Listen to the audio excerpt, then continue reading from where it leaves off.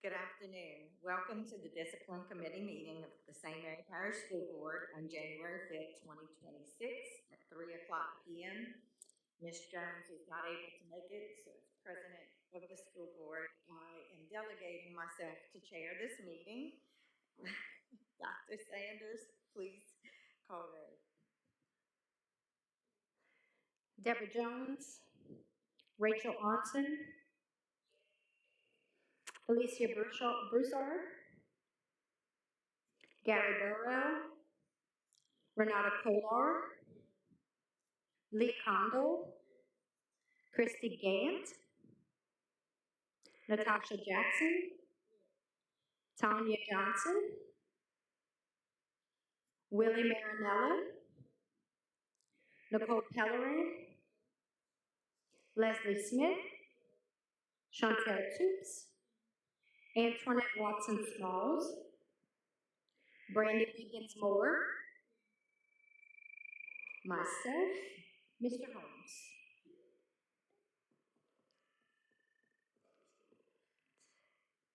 Who? Mr. Lewis is not on here. Mr. Lewis, you're here. We have a quorum. Yet not technically on the discipline committee, but is part of this meeting because it has to do with transportation. And sorry, just take a little further away from your microphones. It is very, very loud. All right, so under new business, we have two items. And if anybody is not opposed, if there is no opposition, we would like to switch items number 1 and number 2, if that's good with everybody. Anybody opposed to that change in the agenda? Okay. So the first thing we'll do is introduction of the newly appointed paraprofessional member. Anybody know about the new? Mr. Holmes, would you like to, do you know? Yes, we want to welcome Mrs. Brandy Wiggins Moore. She was elected by the parents throughout the district to become the para member of our discipline committee. So again, on behalf of everyone, we welcome you to our discipline committee. Would you like to say anything? Not Karen. Okay. I'm honored to be a part of the committee. I am a parent at Byrd High School. I do the in-school suspension program, and it's an honor to be a part of it.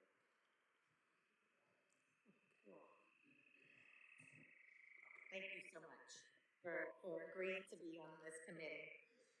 All right, next, number 1, discuss and/or take action of the revised St. Mary Parish School Board Bus Transportation Guidelines. Mr. Lewis.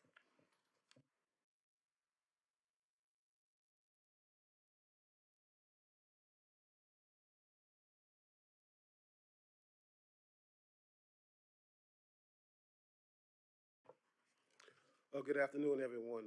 Ronnie Lewis, Supervisor of Transportation, St. Mary Parish School Board. I'm coming at you at this time asking to look at our bus discipline matrix for revision.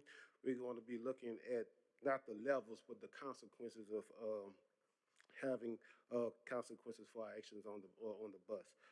As you go in your packet, we have an old discipline matrix that we looked at. The one we have in effect right now is on page 7. And we can walk through the process of what we have in order for right now. I'm not going to read everything. I'm just going to hit some fine line points on it to get the understanding of what we have. The first one in blue, it says, the school bus is an extension of the school.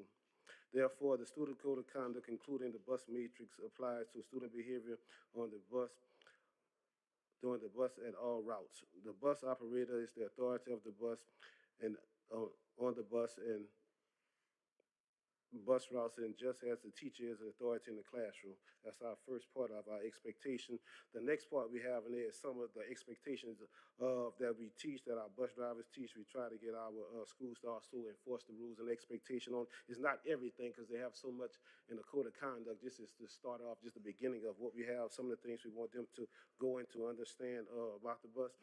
The next thing that we had on there was the bus minor infractions on the bus, something that we would like to take off on it. Because of that part, it have so many infractions, and it's to our drivers and to myself, it's putting them in a bad predicament of, you can say, having them being distracted while the bus is in motion on that part. So we're going to look at that. We want to take out the minor infractions on the bus because it's read as to follow the in minor bus infractions are fair to follow the above expectation but correcting behavior immediately while upon redirecting the bus operator. The bus operator may reteach the expectation, change the seating arrangement, move student from the front of the bus to seat behind the operator, contact parents, or ask the administrator for assistance. On that part, I know in meeting with my drivers and my bus attendants, is making them feel distracted while we trying to get everybody to and from school safely, and they have constant behaviors that's constantly going on with them, and they trying to drive and trying to redirect those behaviors on the bus. So that's why we want to try to take out the minor infractions on that part.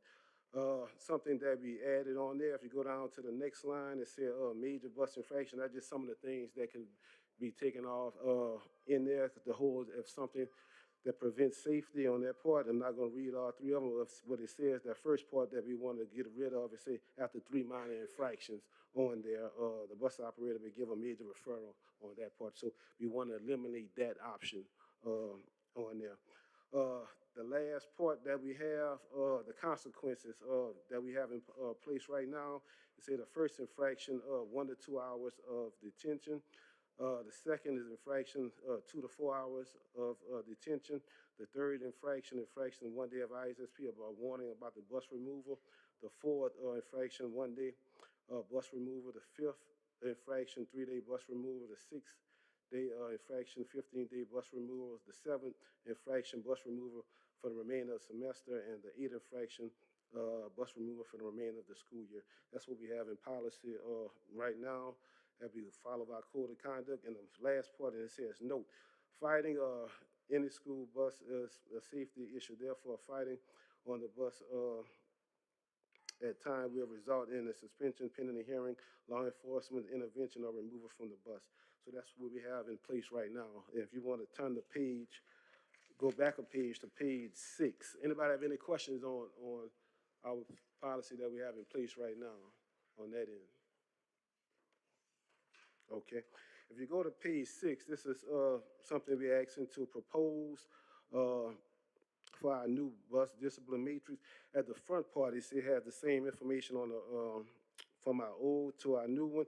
Say the school bus driver is an extension of the school. The student code of conduct, including the school discipline matrix, applied to the student behavior during all bus routes. The bus driver's authority on all bus routes, just as the teacher is in the classroom. And we have a list of things that we have on there. We moved up some things from the bottom. We want our students to follow the student code of conduct, respect the bus driver. We also give respect to our students and the policies on it. So it's just a list, but it's not everything that's confirmed in there. So these some of the things that we try to teach, some of the main things, the main points we try to get our kids to understand while they're riding on the bus on that point. Any questions on that? Yes, ma'am. I have a question. I know it's not an exhaustive list, but I feel like there needs to be something about cell phone usage on the bus, or just to kind of put that out there. I don't know if we're saying it's like the classroom, but what about recording? What about inappropriate content, viewing inappropriate content on the bus, or something to Yes, that ma'am. effect? That's why I go back to our code of conduct. The same thing with the cell phone policy follows on the bus where it has to be powered down, put in their book bag, or put in their pocket. So that's something that we teach and tell our drivers. The same thing like in schools. I know in school it goes in the lockers and things like that. So it still follow the same expectations for that.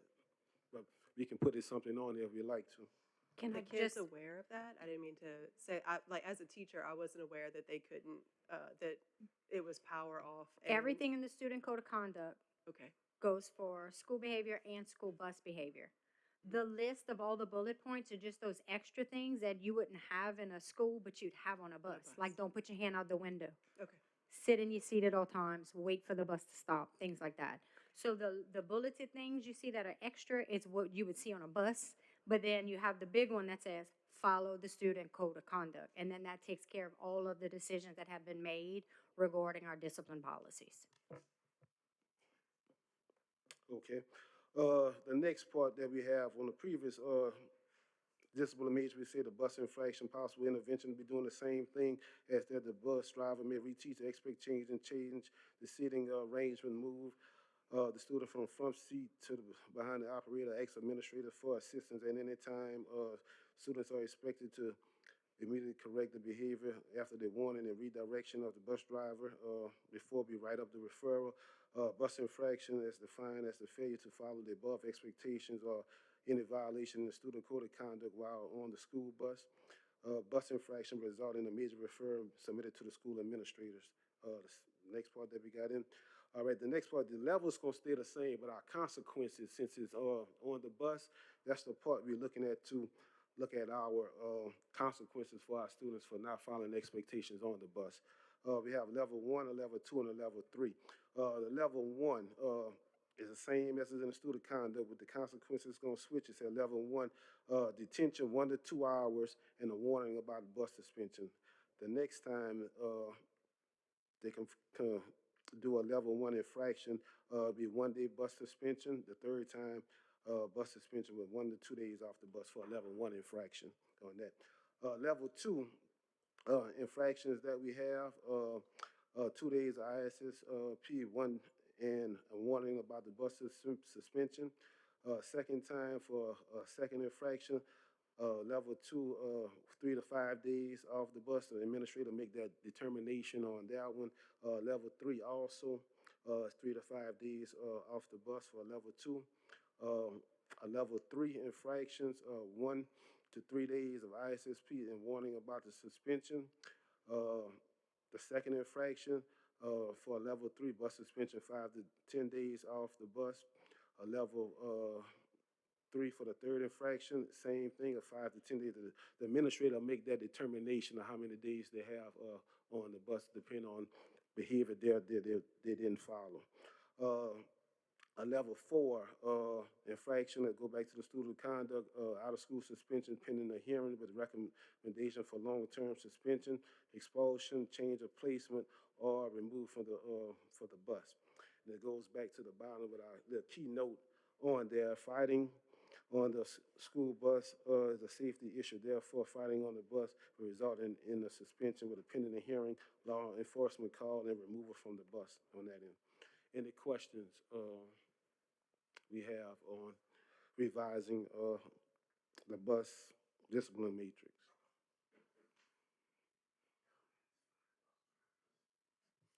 Do we have any questions or comments from the public? Any questions or comments from the committee? All right, I think that's it, Mr. Lewis. It doesn't seem like anybody has any. You good, Ms. Jackson? You need a few minutes? Okay. We'll give everybody just a few minutes to Go over. come up to the podium, please. Yeah, we'll give everybody a few minutes to just kind of look over it. Digest it. Yes. Hi, I'm Grant Guillory Dowman. As one of the people who helped redo the matrix, if y'all have any questions as to why we decided to do that way, I'd be more than happy to answer those. I will say this, I know that everybody always says that bus drivers deal with a lot, but we're not fortunate enough to have someone else on our bus to help us or someone to remove a student off the bus as we're driving down Highway 90 doing 55 miles an hour. So that's why I think that if there's any questions about why it might be so harsh in the punishment so quickly, it's because we give so many chances before we get to that point. And so that's why we felt doing it a little harsher may make the difference. And this is not just an issue that we in St. Mary Parish are dealing with. If anybody's been on Facebook, you see that it is all over the country. And they are also making changes to help with trying to reel in this behavior. So if anybody has any questions for us that wrote it, if I can be happy to answer that for you. I guess we should have led with that. We had a committee of bus drivers that assisted Mr. Lewis, and they came up with some ideas, and we kind of bounced back and forth. And so I think they're happy with the outcome of this. So yeah, if y'all would have any questions for them at all. Another question, and I don't want to split hairs, but I always look at language. The note at the bottom, fighting on the school bus. So as a bus driver and a teacher, if I hear a verbal altercation, you respond as if it's physical, like I would assume that would be incredibly distracting. So when you say fighting on the school bus, should that be verbal altercation as well as fighting and fighting? Um, because is it just physical contact? Because because you could have a verbal altercation that is combustive enough to, cause an accident or something. The protocol for the bus drivers is that if there is a physical altercation, they are to pull over and immediately call 911 for SRO support. They have all the numbers of everyone that they need, so they know to immediately pull over and call for support. They let Mr. Lewis know, and they follow through all the protocols for that, because that's like a really dangerous situation. I suppose if there would be a screaming match that kind of gets amped up, y'all would pull over to see if they were fighting. Like, that would be a good question for y'all. Typically for me, I can see something coming and I can stop it quick enough before it intensifies.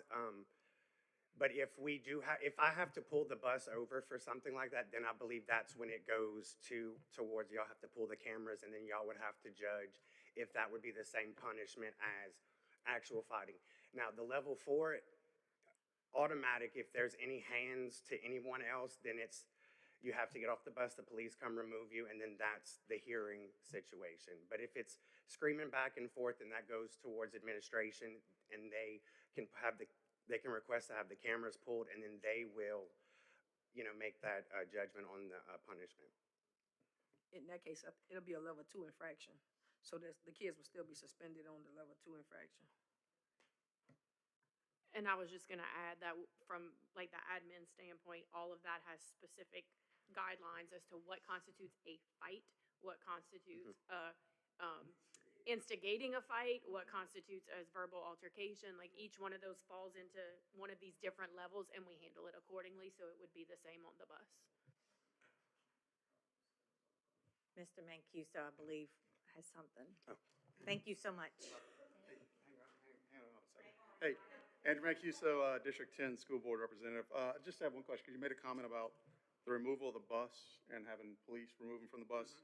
Under level 4, we have removal from the school bus. The old way, we said removal for either the remainder of the semester or remainder of the The year. difference is if you get in a fight, the police take you off my bus right then. Right, so, And then it but goes through that. then also under level 4, should that be removal from the school bus for the remainder of the year also? That's Or, different. That's the hearing will decide how long they get off the bus for. okay, I'm just, So if this you is- get in a fight, the police are gonna take you off then and bring you to jail, So and then it goes through that process, the same if there was a fight in school. okay, And then the punishment comes through admin and Okay. Mr. Holmes. no, appreciate it. Thank you for that clarification. Thank you. All right, any other comments or questions?